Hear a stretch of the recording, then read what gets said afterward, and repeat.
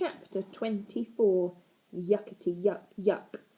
It was well into the night on Christmas Eve now, and down in the living room Dad waved a large festive assortment tin under Mr. Stink's nose. "Would you like a biscuit?" he asked. Dad had already scoffed quite a few, having been hiding in the room under the stairs again all day, with only a couple of slices of dry bread to keep him going. Mr. Stink eyed the contents of the tin with disgust. "Have you any stale ones?" he asked. "Maybe with just a hint of mould?" "I don't think so." "Sorry," replied Dad. "No, thank you then," said Mr. Stink. He patted the Duchess, who was sitting on his lap, trading evil looks across the coffee table with Elizabeth.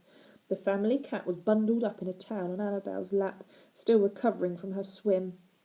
"Never mind about the biscuit," said Annabel. "I want to know what you said to the Prime Minister's offer."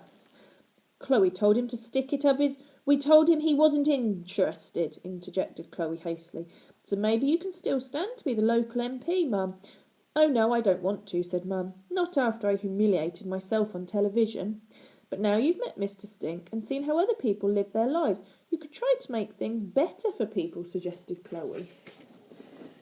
"Well, perhaps I could try and stand again at the next election," said Mother, "though I will have to change my policies, especially the one about the homeless. I'm sorry I got it so wrong."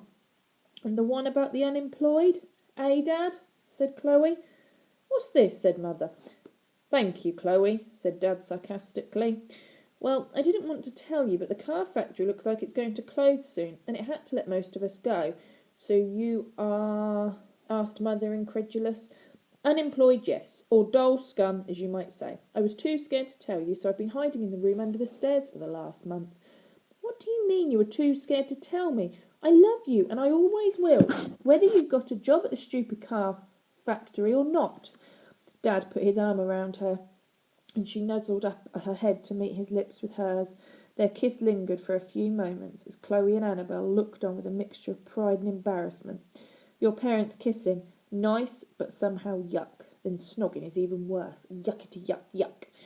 "I would go back to being in a rock band, but you put my guitar on the bonfire," said Dad with a chuckle. "Don't," said Mum.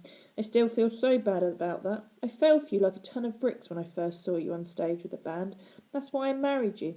But when the album didn't sell, I could see how upset you were, and I couldn't bear it. I thought I was trying to help you move on with your life, but now I realise all I did was crush your dreams, and that's why I don't want to make the same mistake twice." She got up and started searching the bottom drawer of the sideboard, where she kept her secret stash of Benedict's chocolate mints. "I'm so sorry to tear up your story, Chloe." Mum pulled out the maths exercise book of Chloe's that she had ripped to pieces. She had painstakingly sellotaped the whole thing back together, and her eyes still shining with tears, she handed it back to Chloe. "After question time, I had a lot of time to think," she said. "I fished this out of the bin, and I read it to the end, Chloe. It's brilliant." Chloe took back the book with a smile. "I promise to try harder on my maths lessons from now on, Mum." "Thank you, Chloe, and I have something for you too, my darling," said Mum to Dad. From under the tree she pulled out a beautifully wrapped present that was exactly the shape of an electric guitar.